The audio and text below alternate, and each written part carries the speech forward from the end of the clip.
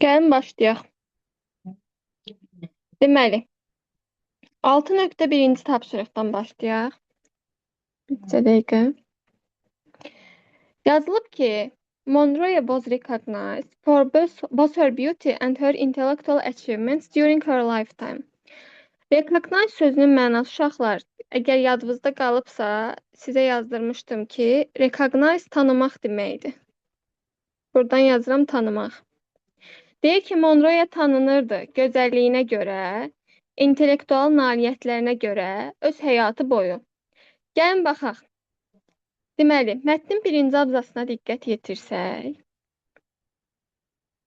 yazılıb ki,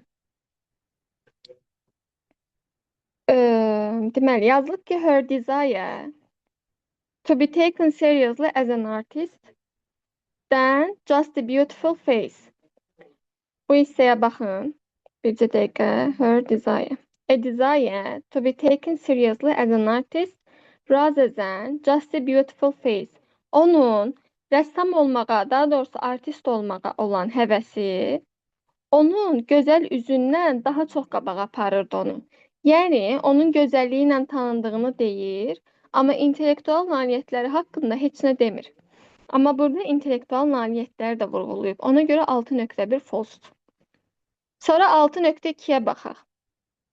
Her decision, onun qərarı to establish her own production company. Establish sözünün mənasını keçən dərs demişdik və hətta sinonimində qeyd eləmişdik ki, sinonimi found sözüdür. Findlə found feillərini fərqləndirmişdik. Demişdik ki, find tapmaqdır, found əsasını qoymaqdır. Deyir ki, özünün istehsal şirkətini yaratmaq qərarı demonstrated her wish for independence. Onun müstəqilliyə olan arzusunu göstərirdi. Gəlin baxaq. Kimsə nəsə deyirdi? Yox. Yazılıb ki, to gain more artistic control, daha çox artistik kontrolu əldə etmək üçün she founded her own production company, özünün istehsal şirkətini yaratdı. Və bayaq da qeyd elədik ki, establish sözünün sinonimi founddur. Görürsünüz, mətndə olduğu kimi yox, sinonimi ilə verilib. Onda deməli 6.2 nə olacaq? True olacaq. 6.3-ə baxaq. Monroe's emotional difficulties affected her career. Deyir ki, Monroe'nin emosional çətinlikləri onun karyerasına təsir göstərdi. Lakin, she continued to perform successfully. Amma uğurlu şəkildə davam eləyirdi daha doğrusu. Gəlin baxaq mətndə həmin hissəyə. Əgər mətnə diqqət yetirmisinizsə, mətndə deyirdi ki, depressiyadan əziyyət çəkirdi. Baxın, yazılıb ki, she suffered from depression. Depressiyadan, anxiety. Anxiety türklər deyir, anksiyete, sosial pozğunluğu olan insanlar. Sonra insomnia. Insomnia uşaqlar yuxu pozğunluğu deməkdir. Yazılıb ki, her dependence on prescription drugs və dərmanlardan asılılığı get-gedə artırdı. Lakin, behind the scenes, she experienced emotional breakdowns and frequent absences from film sets. Bunlara baxmayaraq, yazılıb ki, she continued to deliver powerful performances. Amma buna baxmayaraq, güclü performanslar göstərməyə davam edirdi. Görək 6.3 nə deyirdi bizə? Emosional çətinlikləri onun karyerasına təsir göstərirdi. But she continued to perform successfully. Amma uğurlu şəkildə davam edirdi. Onda deməli 6.3 olacaq true. 6.4-ə baxaq. Yazılıb ki, her death was immediately confirmed to be suicide without any doubt. Onun ölümü tezliklə o dəqiqə təsdiqləndi. Suicide nə deməkdir yoldaşlar? Suicide intihar deməkdir. Heç bir şübhə olmadan onun ölümünün səbəbinin intihar olduğu deyildi. Amma 5-ci abzasa fikir versəz, yazılmışdı ki, her sudden death, onun qəflətən ölümü, shocked the world, bütün dünyanı şoka saldı. Yazılıb ki, and mystery olaraq da qaldı və sirr olaraq da qaldı. Amma burada yazılıb ki, dərhal təsdiqləndi ki, ölümü intihardır. Axı şübhə olaraq qalıb. Onda deməli 6.4 olacaq false. Sonra baxaq 7-ci suala. Yazılıb ki, ikinci paraqraf hansı cümlə ilə başlaya bilər? Biz artıq paraqrafın hansı cümlə ilə başlaması qaydasını bilirik ki, paraqraf hansı cümləyə başlayır deyirsə, ancaq həmin paraqrafın özünə baxırıq və bizə yol göstərən söz nöqtələrdən sonra birinci və ikinci cümlələrdə olur. Baxaq ikinci paraqrafın ilk cümləsinə. Yazılıb ki, during her teenage years, yetkinlik yaşlarında, she worked in a factory and later began modeling. Faktoridə, fabrikdə işləyirdi, sonra modellik eləməyə başladı. Hardakı deyir, onun diqqətini cəlb eləmişdi tezliklə. Burada əgər diqqət yetirsək, onun erkən illərindən, həyatının erkən illərindən və adi işlərindən danışılır. Görək hansı variant daha uyğundur. Baxaq A variantına. Yazılıb ki, Monroe's early years, Monroe'nin erkən illəri were marked by ordinary jobs, adi işləri ilə tanınırdı. That gave her little fulfillment, hansı ki deyir ona kiçik bir nailiyyət gətirmişdi. Elə cavab olacaq A variantı. Digər variantlara baxmağa ehtiyac yoxdur. Çünki orada nədən danışırdı? Monroe'nin erkən yaşlarında, yetkinlik çağlarında işlədiyi işlərdən. Sonra baxaq 8-ci suala. Yazılıb ki, which of Marilyn Monroe's film earned her a Golden Globe Award? Monroe'nin hansı filmi ona Golden Globe Award mükafatını qazandırmışdı? Mənə elə yol göstərən söz bu Golden Globe Award mükafatının adıdır. Gərək baxaq görək mətndə hansı hissədə ondan danışılır? 4-cü abzasın ən son cümləsində. Yazılıb ki, some like it hot, which earned her Golden Globe Award. Some Like It Hot filmi. Görək hansı variantdadır? C variantında. Sonra baxırıq 9-cu suala. 9-cu sualda bizdən turbulent sözünün mənasını soruşur. Turbulent sözünün mənası, əgər bilmirsə qeyd edin, qarışıq, qeyri-sabit deməkdir. Qarışıq, qeyri-sabit. Görək hansı variant uyğundur? Elə A variantına baxın. Chaotic and unstable. Stabil olmayan. Cavab olacaq A. Digərlərinə baxaq. Calm sakit deməkdir. Ordinary sözünün mənası adi deməkdir. Successful, məncə hamınız bilirsiniz, uğurlu deməkdir. Peaceful da sülhsevər deməkdir. Sonra predictable, yoldaşlar, proqnozlaşdırıla bilən deməkdir. Əvvəlcədən proqnozlaşdırıla bilən. Predict proqnozlaşdırmaqdır. Sonra dal sözünün mənası sıxıcı deməkdir. Hamımızın bildiyi boring sözünün sinonimidir. Balanslaşdırılmış, steady də sabitdir. O da stable sözünün sinonimidir. Hansı söz bilmirsə özünüzdə qeyd edin. Sonra baxaq 10-cu suala. Mətndə hansı suala cavab var? Yazılıb ki, where was Marilyn Monroe born? Marilyn Monroe harda doğulmuşdu? Gəlin baxaq, elə ən birinci cümlədə onu deyir ki, Marilyn Monroe was born in Los Angeles, California. Los Angeles'ta doğulmuşdu. Deməli, birinci sualın cavabı var. Biri götürürük. Sonra baxırıq 2-yə. How did she try to gain more creative control over her work? Deyək ki, işinin üzərində daha çox kontrol əldə etmək üçün necə cəhd göstərmişdi? Yəni, daha doğrusu nə etmişdi? Əslində, bayaq həmin şeyi vurğuladıq. Hansı ki, dedik ki, to gain more artistic control, daha çox kontrol əldə etmək üçün nə etmişdi? Özünün istehsal şirkətini yaratmışdı. Deməli, nə etdiyi var. 2-ni götürürük. 3-ə baxaq. What else issues did she face during her career? Karyerası boyu hansı sağlamlıq problemlərlə üzləşmişdi? Issues sözünün mənası problem deməkdir. Həm problemdir, həm də iş məsələdir. Əslində, bunu da bayaq qeyd elədik ki, Marilyn Monroe karyerası boyu əziyyət çəkdiyi şeylər nə idi? Depressiya, anxiety, insomnia və yuxu pozğunluğu. Deməli, 3-cü sualın cavabı var. 3-ü götürürük. 4-ə baxaq. What awards did she receive early in her career? Karyerasının erkən çağlarında hansı mükafatı qazanmışdı? Erkən çağlarında qazandığı mükafatdan söhbət getmirdi. Biz ancaq bir dənə bayaq qeyd elədiyimiz Some Like It Hot filminə görə Golden Globe aldığına baxdıq. Amma early in her career sözü olmadığına görə, mətndə belə bir məlumat olmadığına görə 4-ü götürmürük. 5-ə baxaq. Yazıb ki, how did her childhood friends describe her personality? Uşaqlıq dostları onun şəxsiyyətini necə təsvir edirdi? Ümumiyyətlə mətndə onun uşaqlıq dostları haqqında məlumat yoxdur. Buna görə 5-i də götürmürük. 10-cu sualda cavab olacaq 1, 2, 3. Mətnlə bağlı problem olan qaldı. Hamıya aydındır suallar.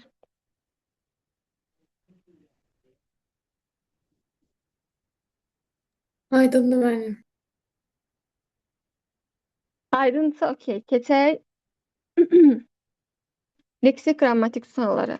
11-ci sual uşaqlar bizim keçmədiyimiz bir qaydadır. Complete the sentence cümlənin tamamlanması. Bugün elə ya onu keçərik, ya da modal sözləri keçərik, modal feilləri. Amma complete məncə keçməyimiz daha məntiqlidir. Zaten modallarla bağlı az çox təsəvvürünüz var.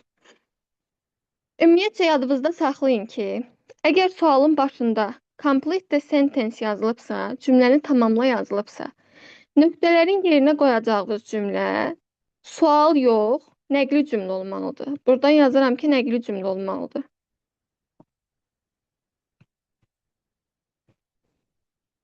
İndi baxaq. Və ikinci qayda, məsələn, B variantını gördüm deyə yazıram. Why olan cümlənin sonunda for ola bilməz. Why for deyə bir şey yoxdur. Əslində bunu məntiqlə də tuta bilərsiniz ki, niyə üçün demirik, nə üçün deyirik. Why olan cümlənin sonunda niyə üçün olsun ki? Ona görə B variantı tamamilə səhvdir. Sonra və nöqtələrin yerinə qoyacağımız cümlə dedik ki, nəqli cümlə olmalıdır, sual cümləsi olmamalıdır. Why olan cümlənin sonunda for olmaz, Y variantı da çıxır. Sual cümləsi olduğunu o vaxt tuturam ki, bağlayıcıdan sonra birbaşa nə gəlir? Köməkçi feil gəlir, cümləni çevirir sual cümləsinə. Baxın, D variantında what did he come for tərtəmiz sual cümləsidir. Mən də deyirəm ki, nəqli cümlə olmalıdır. D variantı buna görə getdi. Sonra C variantı niyə səhvdir? Çünki he-dən sonra come yox, comes olmalıdır. C-ni buna görə çıxdım. Yerdə bir dənə variantımız qaldı, o da A variantıdır. Sonra baxırıq 12-ci suala. 12-ci sual qısa cavablarla bağlı bir sualdır. Və mən də sizə demişdim ki, əgər qısa cavabla cavab verirsinizsə, təsdiqə təsdiqlə cavab verməlisiniz. İnkara inkarla cavab verməlisiniz. Və cümlə hansı zamandadırsa, həmin zamanın köməkçi feilindən istifadə eləməliyik. Yazılıb ki, I need a lot of advice. Birincisi biz bilirik ki, əgər need təsdiq cümləsində işlənibsə, o əsas feillidir.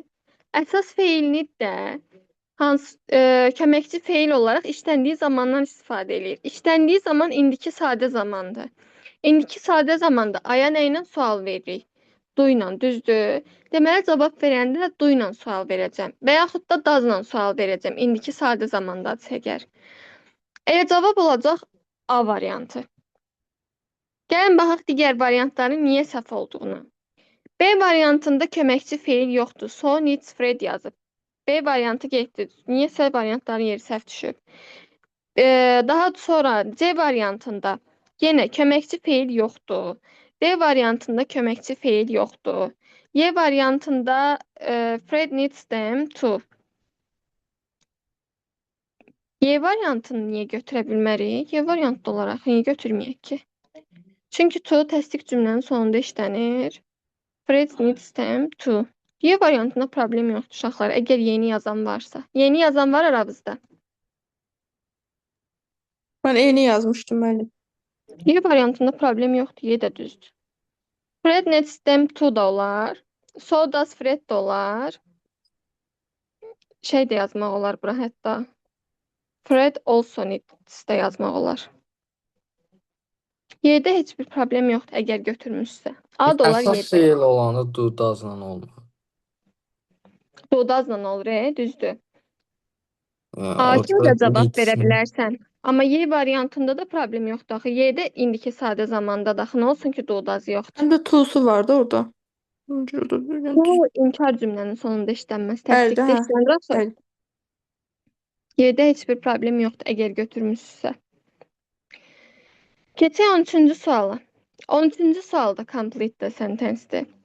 Deməli, uşaqlar, yadınızda saxlayın ki, birincisi, əgər cümlədə want to know ifadəsi varsa, want to know-dan sonra Z gəlməz. Buna görə də D variantı getdi. Sonra biz demiştik ki when olan cümlədə bitmiş zaman olmaz. Bitmiş zaman olmazsa Y variantı getdi. Çünki have üstə gəl V3 hansı zamanda bitmiş. Buna görə Y də getdi. Sonra baxaq görək başqa nə problem var.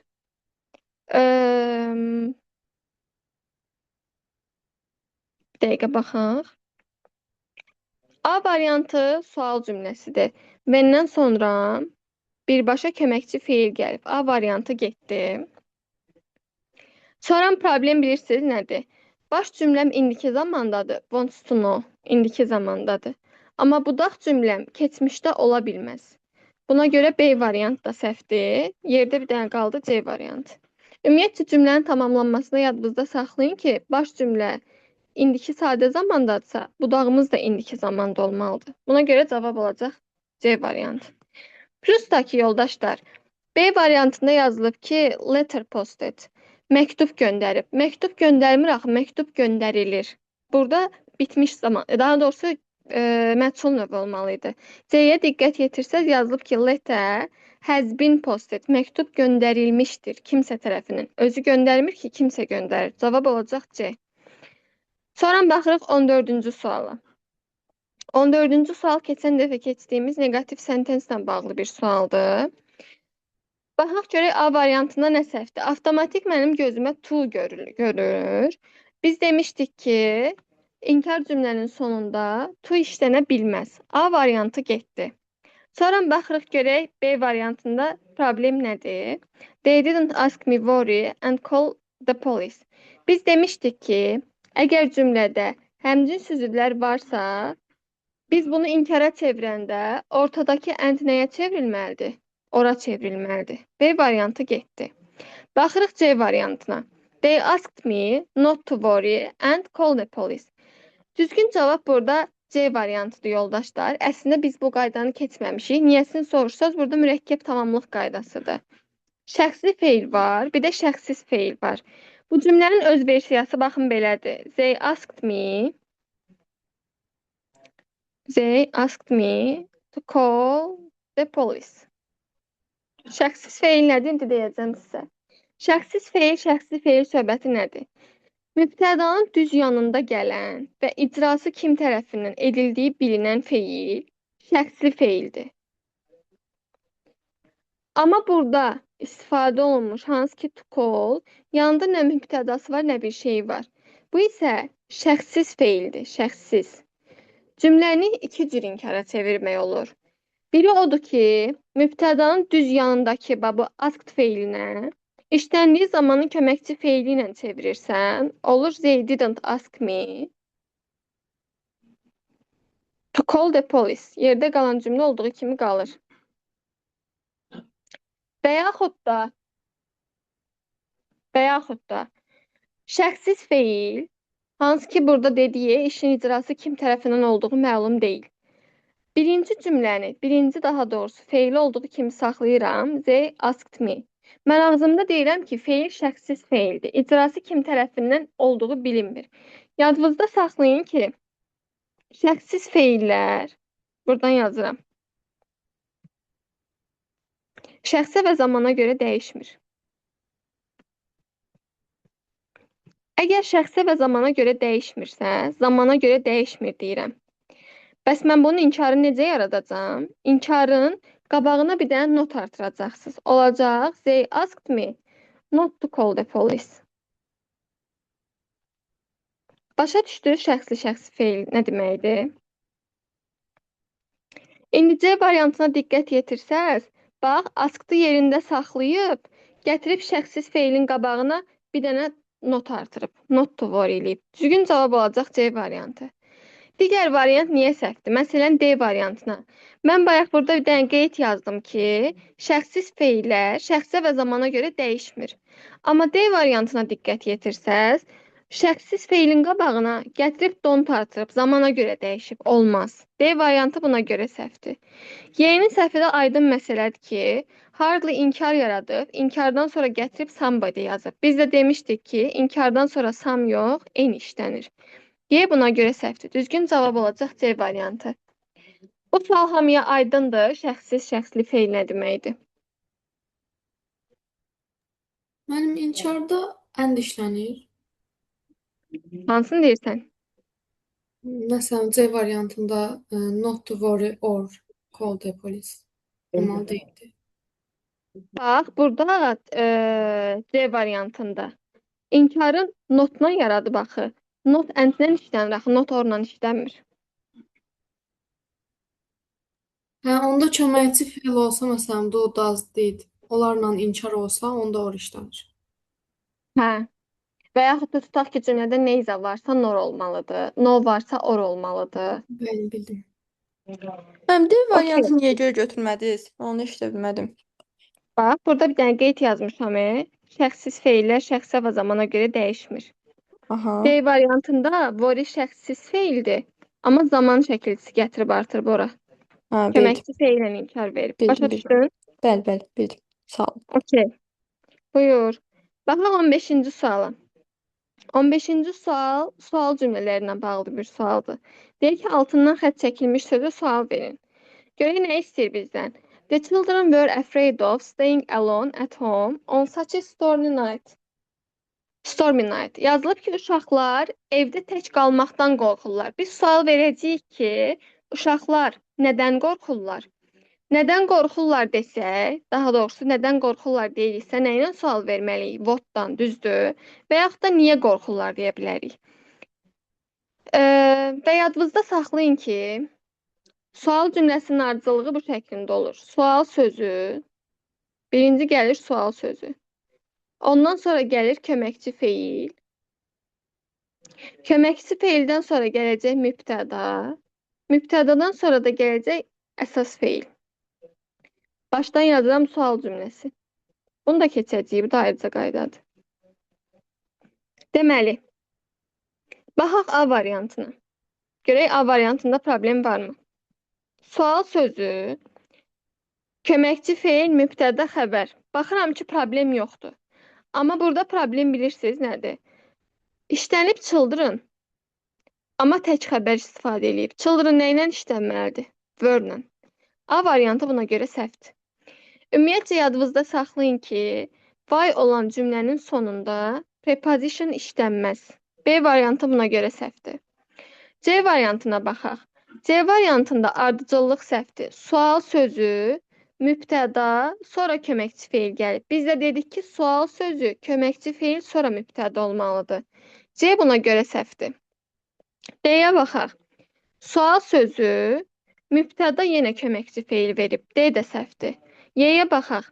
Sual sözü, köməkçi feil, mübtəda, bu da əsas feil. Y-də heç bir problem yoxdur. Düzgün cavab olacaq Y variantı. Sual cümləsində ardıcıllığı budur. Özünüzdə qeyd eləyin. Yəni, bir şey soruşmaq olar. Əlbəttə ki. Oradan, məsələn, D variantında the children-dan əvvəl were olsaydı, o düz olardı. Yəni, afraid of ifadəsində of əvvələ gələ bilir. Hə, niyə gəlmir ki? Olar. Bax, məsələn, və yaxud da deyə bilərsən ki, başqa cümlə yazaq. Siz kimin haqqında danışırsınız? Who do you talk about-u sona verirəm. Amma əgər bu about-u gətirib cümlənin əvvəlinə atmaq istəsən, olacaq about whom. About whom do you talk about? Olur yəni. Sondakı prepositionu gətirib sual sözünü birləşdirə bilərsiniz. Eyni şeydir. Onunla Belə işimiz yox. ifadələr var, müəllim. Məsələn, depend on falan da var. Onlarda da məsələn on gələ bilir cümlənin əvvəlinə. Depend ondakı feilin özüdür. Məsələn, tutaq ki, gəl depend ondan bir dənə şey yazaq ki, tutaq ki, yazıram ki, uşaqlar internetdən asılıdırlar. Children depend on internet. Sən əgər bunu desən ki, uşaqlar nədən asılıdırlar? Olacaq what?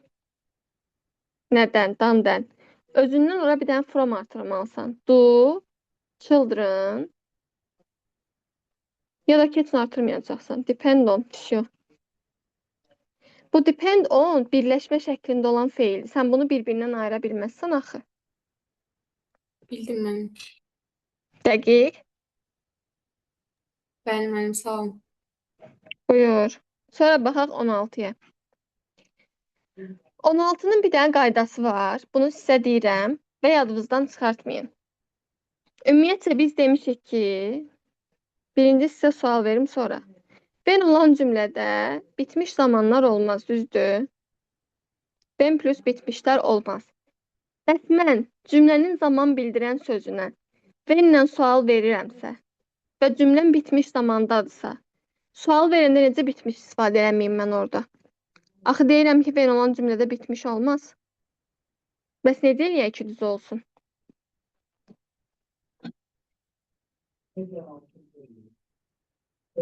Bu barədə fikir olan var. Deyirik ki, ben olan cümlədə bitmiş zaman olmaz. Amma cümləm bitmiş zamandadır və zaman sözünə sual verir. Bax, buradakı kimi. Deyir, this morning-ə sual ver. Amma cümlə bitmiş zamandadır. Bəs necə sual verək? Ki, ben olan cümlədə bitmiş olmasın. Yəqin ki, burada bununla bağlı təsəvvür olmayanlar B variantını götürüb. Və səhv çıxıb. Mən which Baxın. deyil o. Məhsul növdən istifadə etmək olar. Məhsul növdən, zaten cümlə məhsul növdədir. Ted has been told about it this morning. Ted'ə deyilib deyir bu səhər, kimsə tərəfindən. Ümumiyyətcə bax, yadınızda saxlayın ki, əgər cümlə bitmiş zamandadırsa və bitmiş zamanın zaman bildirən sözünə sual verilirsə, sual verəndə venndən sonra did işlədəcəksiniz. Ven plus did olacaq. Əgər cümlə bitmişdədirsə. Amma əgər cümləviz bitmişin məhsulundadırsa, venndən sonra was were-lə sual verəcəksiniz. Buradan da yazıram ki, bitmiş məhsulu. İndi bu cümlə bitmişin məhsulundadır. Hər üstəgəl bin, üstəgəl V3 şəklindədirsə, bu bitmişin məhsuludur. Məhsulundadırsa, was were-lə sual verməliyik. Avtomatik cavab çıxır D variantı. Məsələn, mən buradan yazsam ki, tutaq ki, I have written article. Mən məqalə yazmışam bu səhər. This morning. Bu cümlənin zaman bildirən sözünə sual versəz, cümləm sadə bitmiş zamandadır. Onda necə olacaq sual verəndə? Sadəcə bitmiş zamandadır. Do ilə sual verəcəyik. Nə ilə sual verəcəyik? Do. Do ilə, yoxsa didlə? Didlə. Didlə. Necə olacaq? When Did. did I write olacaq. When did I write the article? Başa düşdünüz necə olur? Onda Bu da mənim bunun indiki bitmiş, keçmiş bitmiş fərq eləmir də. İstəyir indiki bitmiş olsun, istəyir keçmiş bitmiş olsun. Əgər zaman bildirən sözünə sual verirsinizsə, ancaq when aiddir. When olan cümlədə bitmiş ola bilməz axı. Əgər zaman bildirən sözünə sual verirsinizsə, bitmişin özüdürsə did olacaq, bitmişin məhsuludursa was were olacaq. Okeydir. Bəli. Hamıya aydın oldu bu?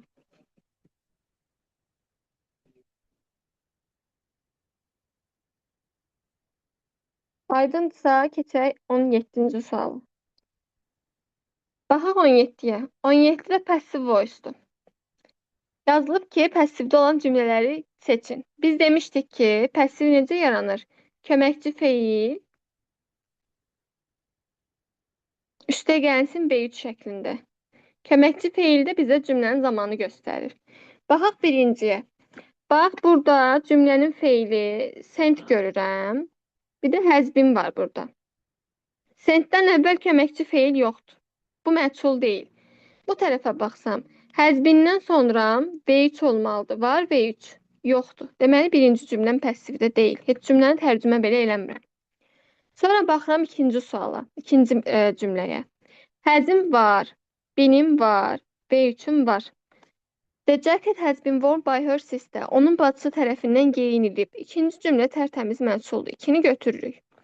3-ə baxaq. Yazılıb ki, the festival organized, tutaq ki, atıram, burada bir dənə feil girdi gözümüzə. Əvvəlinə baxıram ki, köməkçi feil var, yoxdur. Sonra bu tərəfə baxıram, köməkçi feil var, özündən sonra V3 var, yoxdur. Deməli, üçüncü cümlə passiv deyil, 3-ü götürmürük. 4-ə baxaq. The road was köməkçi feil. Blocked V3. Yol bloklanıb kimsə tərəfindən. Dördüncü feilimiz də məchul növdür. Düzgün cavab olacaq 2 ilə 4. Sonra baxaq 18-ə. Mən orada 18 baya görə götürməmişəm. Yəni düzgündür bu. hansını baya görə götürmüsən? Götürməmişəm üçüncüsü. Yəni baya görə çıxırıq onu. Yəni çıxa bilərik. Yox, yox. Bax, məsələn, əgər baya görə baxsan, 1-də də bay var, 2-də də bay var, 3-də də bay var. Bay cümlənin sonunda işlənir. Məsələn, tutaq ki, hansı cümlədə götürdük, bay çıxdı. 2-yə bax, yazılıb ki, jaket onun bacısı tərəfindən geyinilmişdir. Bacısı tərəfindən geyinilmişdir. Köməkçi feilim var, binim var, B3-üm var. Bu məchul növdür. Amma birincisinə baxsan, the worker sent by you, sənin tərəfindən göndərilən işçi. Burada feil sentdir. Amma sentdən əvvəl köməkçi feil yoxdur, axı bu məchul növün göstəricisi deyil. Başa düşdün mü nəyə əsasən baxıram? Köməkçi feil də olmalıdır, V3 də olmalıdır. Birincidə köməkçi feil, daha doğrusu V3 var, amma köməkçi feil yoxdur. Mən buradan yazmışam, axı passiv bu şəkildə düzəlir. Köməkçi feil üstəgəl V3 şəklində. Bildim müəllimə, çox sağ ol. Dəqiq. Bəli, bəli. 18-ə baxaq. Yazılıb ki, by dinə yesterday. Mənə yol göstərən söz bu by dinə yesterdaydir. Dünən nahara qədər. Dünən nahara qədər hansı zamanın zaman göstəricisidir? By plus zaman bildirən söz. Hansı zamandır? Kim deyər? Keçmiş, Keçmiş nə? bitmiş. Keçmiş, bitmiş. By üstəgəl zaman bildirən sözsə, söhbət keçmiş, bitmişdən gedir. Amma burada mənə keçmiş, bitmişi 2 dənə göstərici var. Biri C variantıdır, biri də Y variantıdır. Baxıram ki, biri bitmişin sadə özüdür, biri bitmişin məchuludur. İndi bunu tapmaq üçün cümlənin mənasına baxmalıyıq. Biznes məktubları cavablandırılmışdır olacaq. Onda deməli mən nəyin götürməliyəm? Məchulun götürməliyəm. Çünki biznes məktubları özü cavablamır ki, kimsə tərəfindən cavablanır. Cavab olacaq Y variantı. Sonra baxaq 19-cu suala. 19-cu sualda burada niyə bir dənə boşluq var, 2 dənə zaman var? Baxaq görək, bir sarıda olmalıdır. 2 dənə boşluq var imiş, görmədim. Biri buradadır, biri burada. Deməli, demişdik ki, dəqiq zaman göstəricisi varsa, söhbət hansı zamandan gedir? Kimin Sadə yadında qalır? Sadə keçmişdən gedir. Əgər sadə keçmişdən söhbət gedirsə, cavabım çıxdı. Cavab olacaq D. Çünki birinci tərəfində sadə keçmiş olan bir dənə variant var.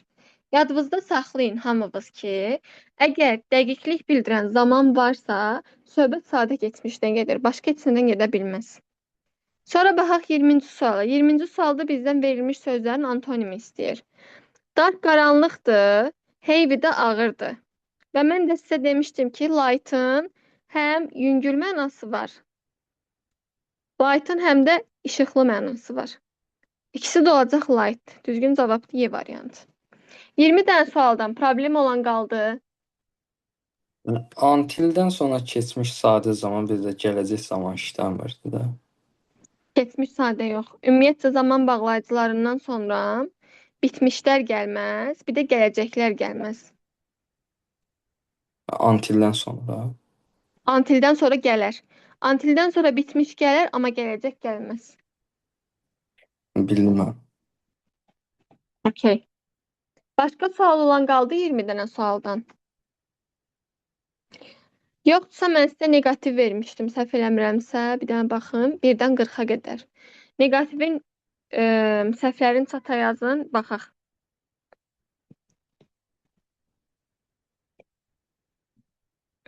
Bir dəqiqə yazın, baxıram indi. PDF açın.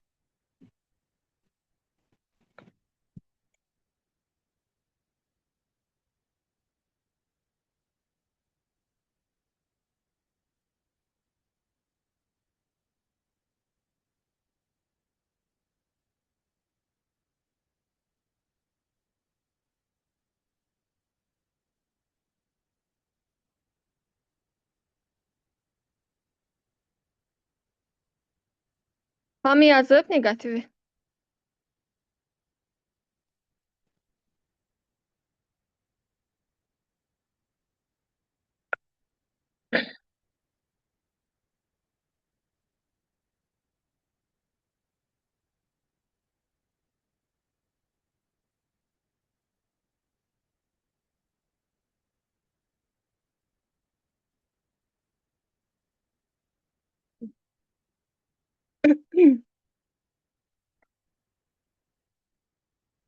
Başlayaq 8-dən. 8, 10, 13.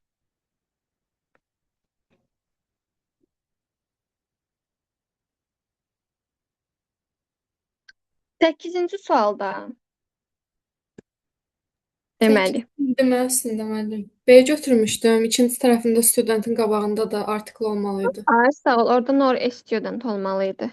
Bəli. İndi o birisi variantların səhvinə baxaq bəsləman. B-ni buna görə çıxdıq. C-nin səhvi nədir?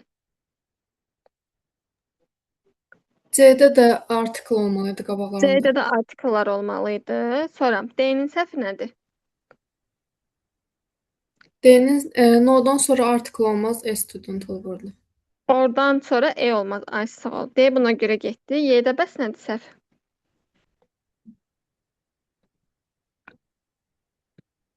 Teacher'ın E'si var. Bəs studentinki hanı? Yoxdur. Y də buna görə səhvdir. Düzgün cavab olacaq A variantı. No, orun tərəflərində heç vaxt artikel işlənmir. Baxaq ona. Deməli, 10-cu sualda elə A variantıda cavab no sheep or goats. Kənan, sən nə yazmışdın ki bura? Tapa bilməmişdim o sualı. Bax, Cavabını A tapa bilməmişdim. variantında inkarı yaradan no ordur. No orun tərəflərində artikel işlənməz. A düzdür. O birlərin səhvinə baxaq. Yazılıb ki, they saw Neyzə orun, daha doğrusu neyzə norun tərəflərində artikel olmalıdır axı. Düzdür ki, biz bilmirik cəmdədir yoxsa təkdədir. Bəs bu goat'un E'si hanı? E olmalıydı burada təkdə olduğuna görə. Çünki ingilis dilində ship'in təki də bu şəkildə olur. Cəmi də bu şəkildə olur. Bilmirəm, abituriyentdən yadınızda qalıb yoxsa yox. Bu ship təkdə də ola bilər, cəmdə də ola bilərdi. Amma goat təkdədir axı, mən bunu bilirəm. Qabağında artikeli yoxdur. B buna görə səhvdir. C-nin səhvinə baxaq. Bir cümlədə 2 dənə inkar olmaz. Didn't da inkardır, neyzə də inkardır. C-ni buna görə çıxdıq. Sonra baxaq D-nin səhvinə. Biz demişdik ki, neyzə heç vaxt cümlənin sonunda işlənmir. D buna görə səhvdir. Y-yə baxaq. No and-lə yox, no or-la işlənir. Plus da ki, inkar cümlənin sonunda to olmaz. Başa düşdün Kənan? Bəli, bir də inkarlıqdan sonra and işlənməməlidir deyə. İnkardan sonra and işlənməməlidir, hə. İnkar cümlədə əgər həmcins Mən sözsə ona o görə olmalı. çıxmışdım. O. O da olar. A ilə B arasında qalmışdım mən. B-də də ki, goat'un artikeli yoxdur. Bildim mən. Bir dənə no ordur ki, isim artikelsiz işlənir. Qalan hamısında artikel mütləq olmalıdır. Baxaq 13-ə. 13-də A variantında o dəqiqə 2 dənə inkar görürəm. Hardly də inkardır, nobody də inkardır. A variantı getdi. B-yə baxaq. B-də we did everything to help him. Birinci tərəfim təsdiqdədir. Axı biz təsdiqlə cavab verməliyik. Bu gətirib inkarla cavab verib. B variantı buna görə səhvdir. C-yə baxaq. C-də əgər needn't inkarın özü yaradıbsa, bu modal needdir. Modal needdən də sonra V1 gəlməlidir. Amma burada isim gəlib. C variantı buna görə səhvdir. D-yə baxaq. Bill read no books or magazines. Baxın, D variantının səhvini kim desə, ondan bugün söz soruşmayacağım. Görüm D-nin səhvini kim deyəcək.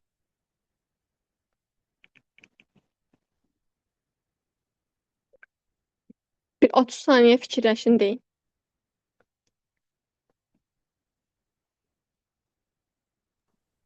Doesn't-la Azer-ə gələr. Yox, niyə ki? Eyzə inkarın sonunda işlənir də. Kim düzdəsə söz soruşmayacağım ondan. Bill Reeds olmalıydı müəllim. Reads olmalıydı, düzdür. Bəs axı read də Onun keçmiş formasıdır. Niyə reads İkinci qoyursan ora? tərəfdə daz gəlib ona görə. Ay sağ ol. Sən Ləman sənsən cavab verən. Mənim, bəli. İşte Ləman bugün söz haqqından azaddır. Baxın burada reads olmalıydı. Niyə yoldaşlar? Biz axı demişdik ki, əgər qısa cavablarla cavab vermişiksə, birinci baxırdıq təsdiqə təsdiq, inkara inkarla cavab verirdik. Cümlə inkardadır, no or işlənib. Sonra cümlənin zamanına baxırdıq. Read olanda keçmiş zaman olur. Axı buna dazla cavab verib. Dazla cavab veribsə burada reads olmalıydı. Deyə buna görə səhvdir. Amma Y-də heç bir problem yoxdur. İnkarla danışıb, inkarla da cavab verib. Düzgün cavab olacaq Y. Baxım görüm 13-dən sonra nə gəlir? 12-yə baxarıq təzədən. 12 qalıb baxıram indi. 12-də Muhammed səsi bağlanan bir yerdə işləyək. Birinci sən mənə de görüm, bu nid hansı niddir? Mən o nidi modal kimi götürmüşəm. Səhv götürmüsən.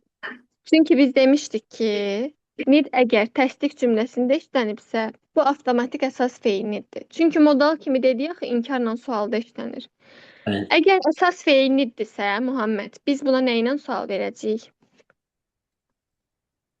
İnkarın, sualın nə ilə yaradacağıq? Hansı zamandadır cümlə?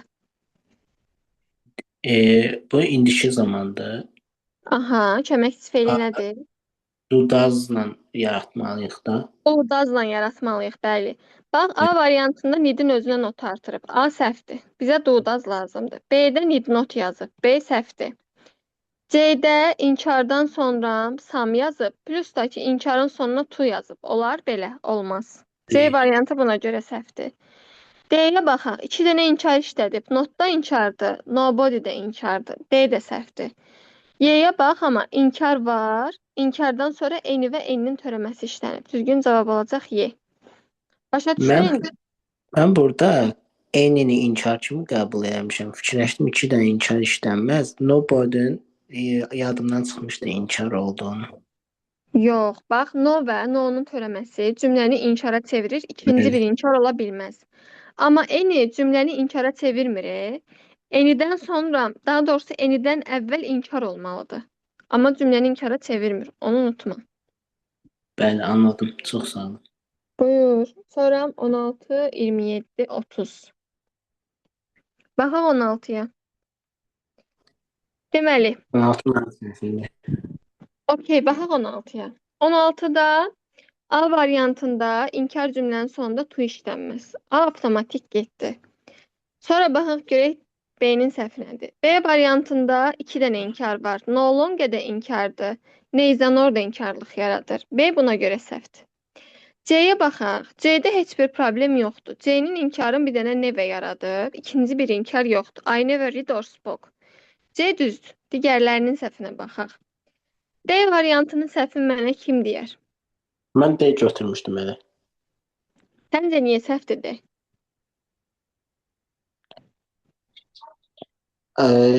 Burada didn't morning. İndiki zamanla didn't işlənməz. İndiki yox. Cümlənin nəyi yoxdur, kim deyər? Didn't do olmalıydı, exercise sözü. Bəli, didn't da olmalıydı.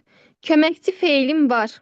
Bəs əsas feilanı, axı biz demişik ki, inkar cümləsində birinci mübtəda, sonra köməkçi feil, sonra əsas feil gəlir. Ondan sonra mübtəda, köməkçi feil, əsas feil olmalıdır. Burada bax, köməkçi feil var, didn't. Bəs əsas feilanı yoxdur axı. Didn't-dan sonra birbaşa gətirib bura isim yazıb. Olmaz. Plus da ki, düz deyir. To the morning, to the exercise feilin. Əsas feil yoxdur. D buna görə səhvdir. Y-də də 2 dənə inkar var. Cannot da inkardır, hardly da inkardır. Düzgün cavab olacaq C. Başa Anladım. düşdün indi? Bəli. Sonra 27 gəlir. 27-yə baxaq. 22-yə baxa bilərik mənə. Neçəyə? 22-yə. B-C 22-yə. yazmışam orada. Baxaq 22-yə. Bir dənə B ilə C-nin fərqini deyirsiniz. Our pupils couldn't speak English well last year. B ilə C-nin fərqi odur ki, so heç vaxt inkar cümləsində işlənmir. So ancaq təsdiqlə işlənir. So'dan sonra couldn't gəlməz. Düzgün cavab C-dir.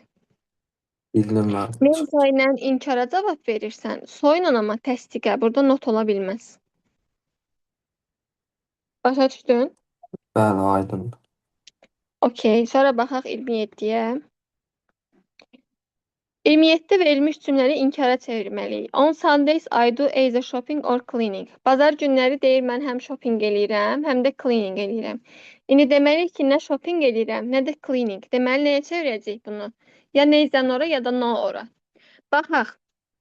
Birincisi, inkar cümləsində boş işlənməz.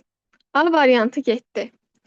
Sonra baxaq B variantına. İnkar cümlədə also işlənməz. B getdi. Ümumiyyətlə yadımızda salaq da, inkarda nə işlənmirdi? Also idi, both idi, as well idi, sonra to idi. Bunlar inkarda işlənməz. B-ni çıxdıq ona görə.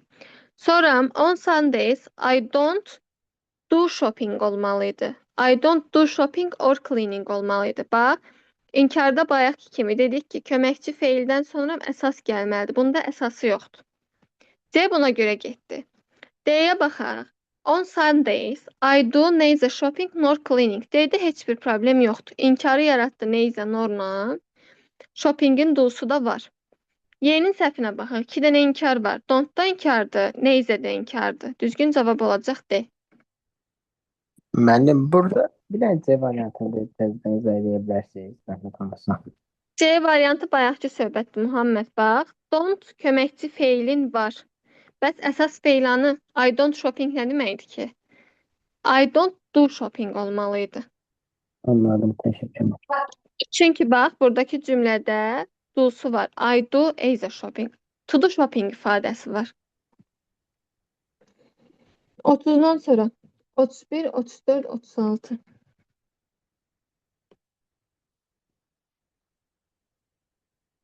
Otuz birə baxaq. At the end of the week, I do either washing or cooking. Bax, burada yenə eyni temadır. Do var. Feilin do'su varsa, inkarda da do'su olmalıdır. O düşməməlidir. İndi baxaq, A variantını görək səhvi nədir? Səhvi odur ki, inkar cümləsində also işlənmir. A getdi. B-yə baxaq. At the end of the week, I do neither washing nor cooking. B-də heç bir problem yoxdur. B variantı düzdür. Saçdım, xətt çəkdim. B düzdür. B-də problem yoxdur. C-yə baxaq. At the end of the week, I do not washing or cooking. C-nin səhvi nədir? I don't do olmalıydı. Baxın, bayaqki temadır. Don't köməkçi feili var, amma washingin əsas feilin yazmayıb. C ona görə səhvdir. D-yə baxaq. At the end of the week, inkar cümləsində boş işlənməz. Bu buna görə səhvdir. D getdi. Y-nin səhvi də odur ki, inkar cümlədə 2 dənə inkar var. Y buna görə səhv. Düzgün cavab B-dir. 34, bir də 36 qaldı. 34 need modal feilinin əsas feilinin fərqidir. Məsələn, A variantına baxsaq, birincisi inkarın sonunda to işlənməz. A-nı ona görə çıxdıq. B-yə baxaq. Demişdik ki, əgər needn't inkarın özü yaradıbsa, bu modaldır. Modal feildən sonra V1 gəlməlidir. Burada nə gəlib? İsmi birləşmə. Olmaz. B variantı səhvdir. İnkardan sonra birincisi sam işlənməz. Plus da ki, əgər bu modaldırsa, özündən sonra V1 gəlməlidir. Yenə ismi birləşmə gəlib. C buna görə səhvdir. D-yə baxaq. Didn't needdir, əsas feildir. Özündən sonra da ismi birləşmə gəlib. Heç bir problem yoxdur. Düzgün cavab olacaq D variantı. Y-nin səhvi də odur ki, didn't da inkardır, no da inkardır. Sonra baxaq 36-ya. Axırıncısı 36 idi deyəsən. Birincisi biz demişdik ki, İngilis dilində haven't to deyə bir şey yoxdur. Nəinki haven't to, buradan qeyd edək, bir də yadımıza salaq. Haven't to idi, sonra hasn't to idi, needn't to idi, sonra bir də hadn't to idi. Bir də mustn't to demişdik ki, İngilis dilində belə bir ifadələr yoxdur. Üstündən xətt çəkmişdik. Sonra baxaq 36-da B variantına. Didn't have to wait for him. Ümumiyyətcə mənə kim deyər? Keçən dərs qeyd eləmişdik ki, has to do, have to do. Bunlar nə deməkdir? Sonra had to qeyd eləmişdik. Bunlar nə idilər? Malı nəli idi mənim? Bəli, malı məlidir. modal feildir plus. Buradan yazaq modaldır. Biz bunlara nə ilə sual verirdik? Do, does, didlə. Sualın da inkarında do, does, didlə yaradırıq. B variantında heç bir problem yoxdur. İnkarın didlə yaradır. Diddən sonra da birinci halına qaytarır. B düzdür. O birilərin səhvinə baxaq. İnkarın didn't-dan yaradıb. Axı biz bunu V1 halına qaytarmalıydıq. Burada had yox, have olmalıydı. C ona görə səhvdir. D variantında dedik ki, hadn't to deyə bir şey yoxdur. Y variantında hadn't to deyə bir şey yoxdur. İnkarın sonunda to işlənməz. Düzgün cavab olacaq B. Başqa səhv qaldı kimdəsə 40-a qədər. Burada yazdıqlarınızın hamısına baxdım. Əgər yoxdursa, gəlin modalları keçək. Feillə işimiz qutarsın. Ondan sonra complete keçərik. Dəqiqə PDF-ini atın. Baxın sizdən keçmədiyimiz nə qalıb? Negativi keçdik. Belə bir şey qalmayıb. Az qalıb uje. Əslində modalları bilirsiniz. Bir dəfə üstündən keçək.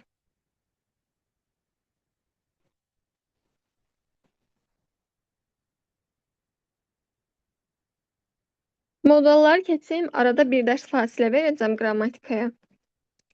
Ümumi bir dənə test atacağım. Sizə bir 60-70 suallıq.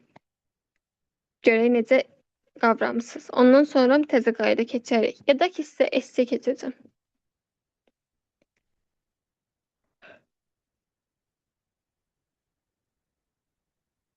Başlayaq modallardan. Çoxun bilirsiniz, bir dəfə üstündən keçək prosta.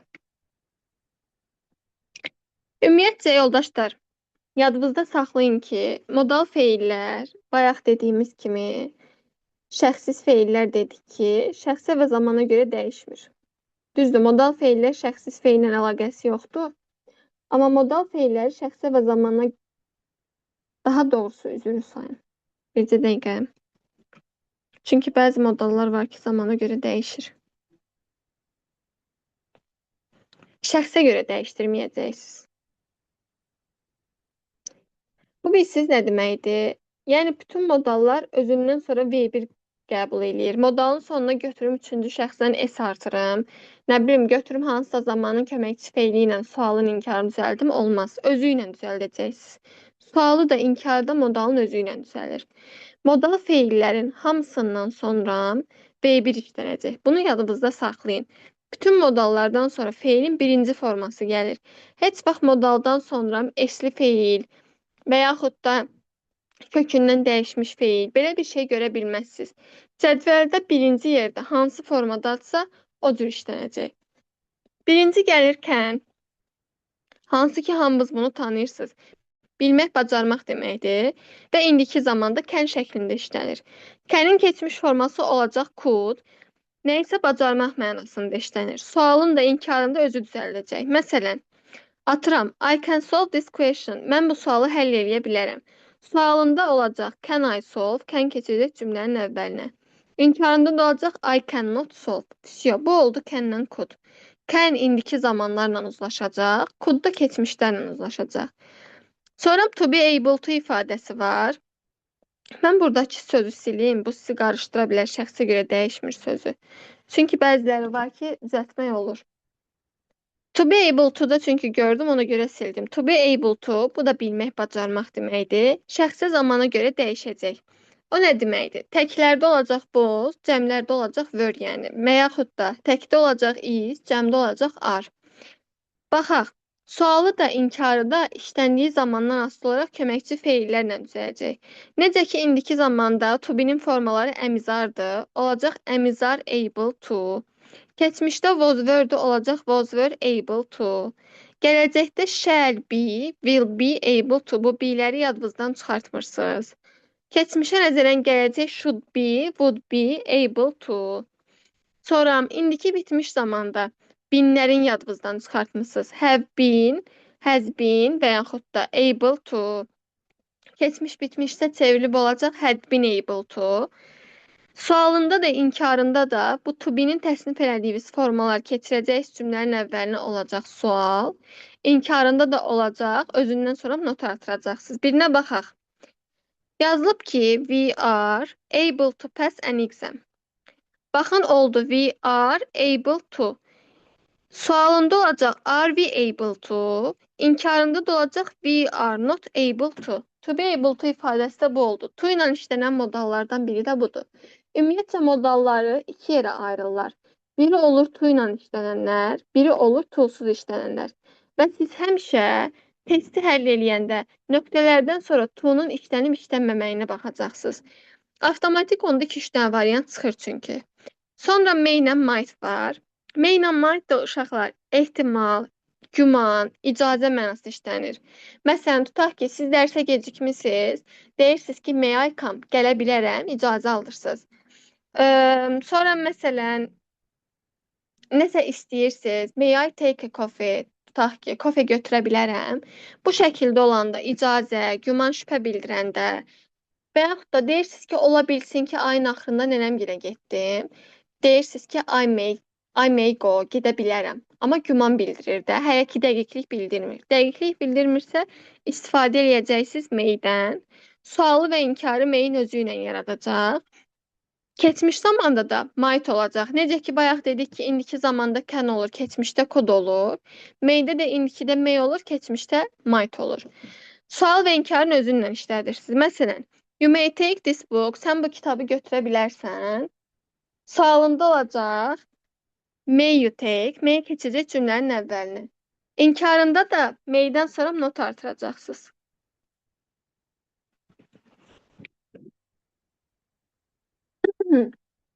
Sonra, keçmiş zamanda dedik ki, may olacaq might. Və yadınızda saxlayın uşaqlar, mayn't deyə bir şey yoxdur. Necə ki, biz qısa formada atıram da, tutaq ki, mustn't yazmırıq. Yazırıq ki, mustn't, düzdür. Amma mayn't deyə bir şey yoxdur. Belə bir şeyi yadınızdan çıxardın. Sonra baxaq, baxın burada yazılıb. Bu qeydi yadınızdan çıxartmayın. Sonra baxaq must'a. Must hansı ki, hamınız tanıyırsınız, bilirsiniz. Must məcburiyyət bildirən cümlələrdə işlənir. Tutaq ki, liseydə oxuyursunuz. Deyirəm ki, you must wear uniform. Uniforma geyinməlisən. Bu məcburiyyət qoyulmuş bir qaydadır. Və yaxud da qapalı bir yerdəsiz, metrodasınız. Deyirsən ki, siqaret çəkməməlisən. You mustn't smoke. Çəkməməlisən. Bu məcburiyyətdir. Əgər məcburiyyət bildirirsə, sual must'dan istifadə edəcəksiniz. Sual və inkarı da must'ın özü ilə düzəldəcəksiniz. Məsələn, we must wear, must keçəcək cümlənin əvvəlinə olacaq sual. Must'dan sonra not artıracam, olacaq inkar. Bircə dəqiqə üzr istəyirəm.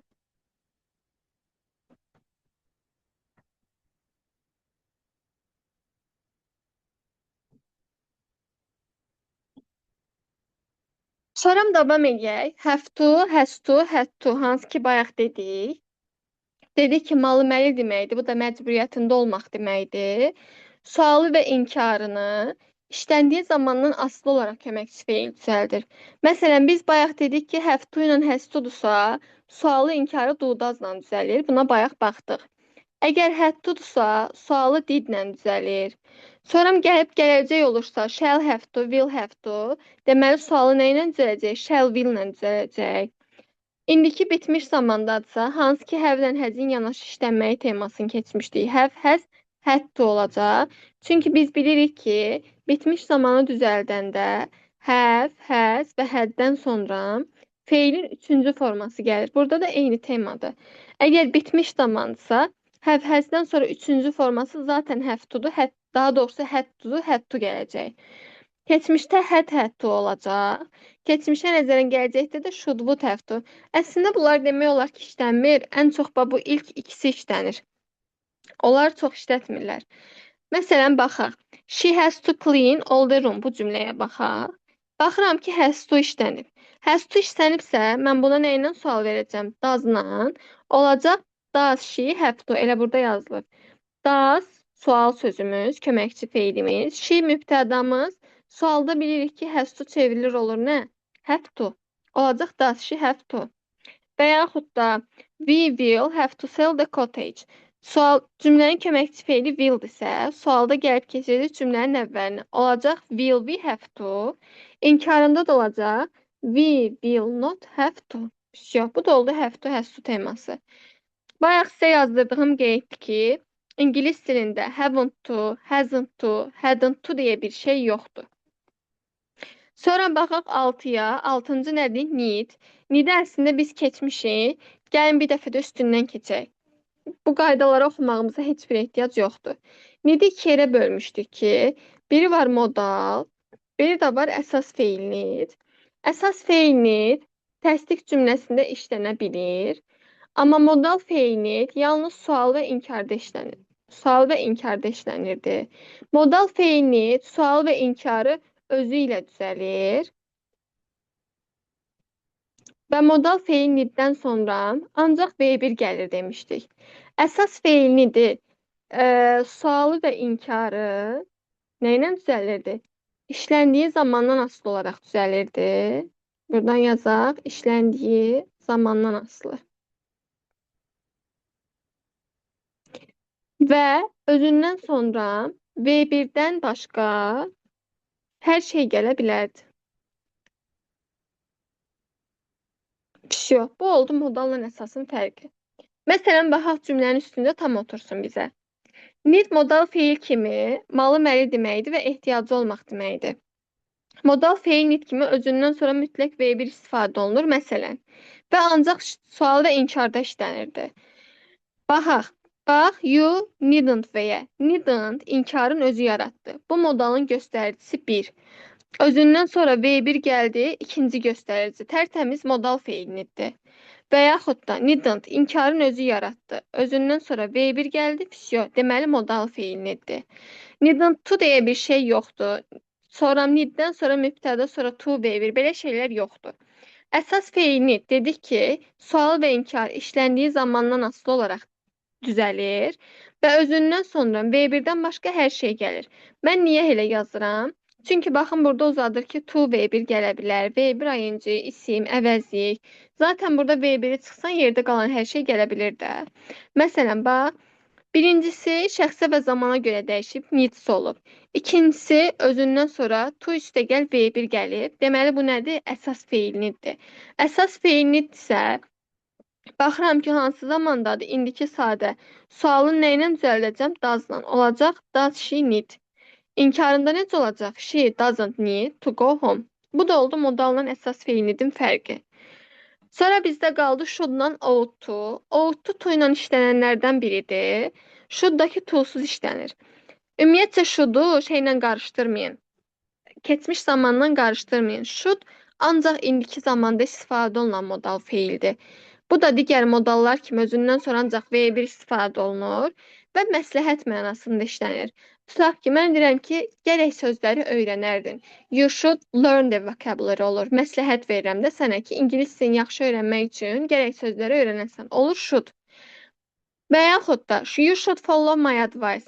Mənim məsləhətimə qulaq asasan gərək. Onda sualı olacaq, should keçəcək cümlənin əvvəlinə olacaq sual. İnkarda da should-dan sonra bir dənə not artıracaqsınız, olacaq inkar. Ought isə malı məli gərək deməkdir bu da. To-lu işlənən modallardan biridir. Sual və inkarı yalnız özü ilə düzəlir və ought da should kimi yalnız indiki sadə zamanda istifadə olunur. Və sualın qarışdırmayın uşaqlar. Sualı ought-un özü ilə düzəlir. Bax, məsələn, you ought to come with us. Bizdən gəlməlisən.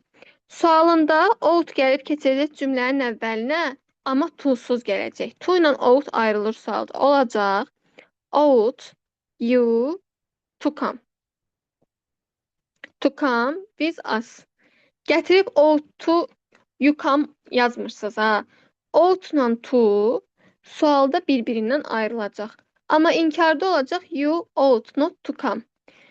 To ilə işlənən modallardan biri də budur. Bizdə bir şey qalmadı məncə. Modallarda zaman uzlaşmasına diqqət yetirmək lazımdır dedik. Hansındadırsa həmin zamandan uzlaşmalıdır. To ilə işlənən modallar bir dəfə üstündən keçək. To be able to dedik, have to dedik, bir də ought to dedik. Sonra to ilə işlənməyən modallar da dedik ki, can'di, could'du, may'di, might'dı, must'dı, bir də should'du. Modallardan da bu qədər. Aydın olmayan nəsə qaldı modallardan uşaqlar?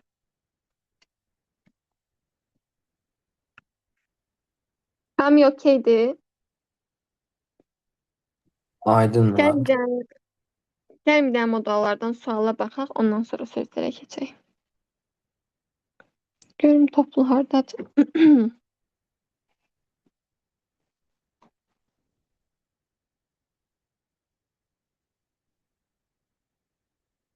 Bir iki dənə sualına baxaq, həmişəki kimi.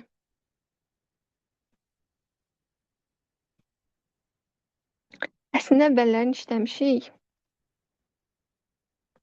Görüm axırlarda varmı?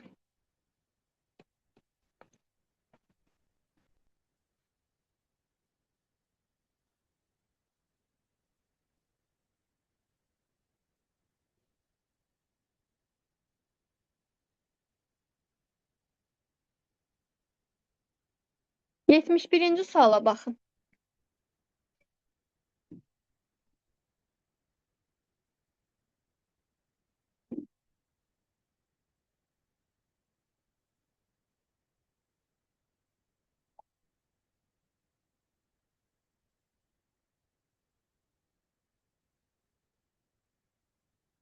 A variantı. Y Bir də variantı. fikirləş. A niyə olmaz? Çünki must keçmişdə deyil. Ay sağ ol. İndikidədir. Bax, axı cümləyə başlayan kimi didn't var burada. Keçmişsə keçmişlə uzlaşmalıdır. Mən avtomatik indikiləri çıxıram. Must getdi, can't have to getdi. Sonra wasn't able-ın to'su yoxdur. Nöqtələrdən sonra to yoxdur. Bunun to'su yoxdur. Sonra bunun da wasn't able-ın to'su yoxdur. Cavab olacaq Y. Birinə də baxaq bəs. Görün başqa modal var burada.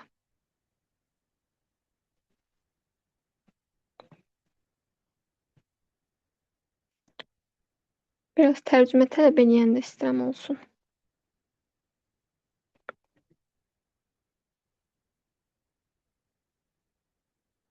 Hamısı zaman deyə.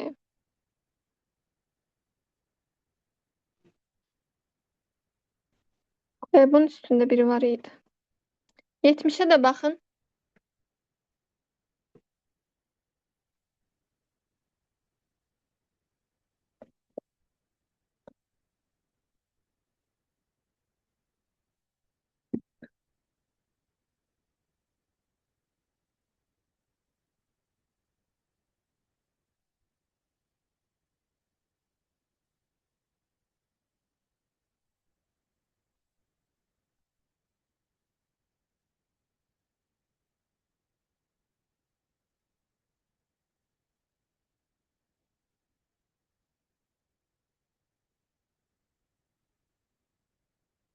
Çətin gəldi deyəsən.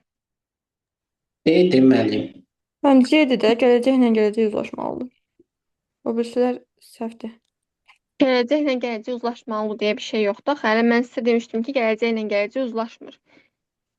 Variant Məsələn, olaraq düz A-da demisən. Variant A-da olaraq düz demisən. Aha. Amma ortada and onu ayırdığına görə gələcəklə gələcək uzlaşır. Ha, tamam. A-da nə? A-da need indiki zamandadır. Hər ikisi indiki zamandadır da. Məntiqi pozur. Yox, ona görə deyil. A-da needn't work okeydir. Prosta ki, burada he-dir, amma burada don't yazıb. Doesn't olmalıdır axı bu. Evet. A ona görə səhvdir. Sonra bax, retire nə deməkdir? Cavab bu sözə görə çıxır, retire'yə görə çıxır. Təqaüd Tərcüməyə görə. deyildi, təqaüd. Retire təqaüdə çıxmaqdır. Bax, Bəli. deyək ki, o təqaüdə çıxmaq üzrədir. Sonra o işləməyəcək də. Təqaüdə çıxıbsa işləməli olmur. Burada məsələn B variantda will be able-ın to'su yoxdur. Bunu buna görə çıxıram. Sonra B variantında da, Y variantında da işləməklə bağlıdır. Axı bu təqaüdə çıxıbsa adam işləməli deyil. Y-də məsələn will-in have-in to'su yoxdur. Buna görə də çıxa bilərdiniz. Qalır C ilə D-nin arasında. O da tərcümə ilə çıxır. Ki sonra o işləməli olmayacaq. And will be able to realize his dream. Və öz arzularını reallaşdıra biləcək. Cavab olur C. Okeydirsə modallar, rekordu dayandıraq, keçək sözlərə. 15 dəqiqəmiz var, 15 dəqiqədə söz soruşaq.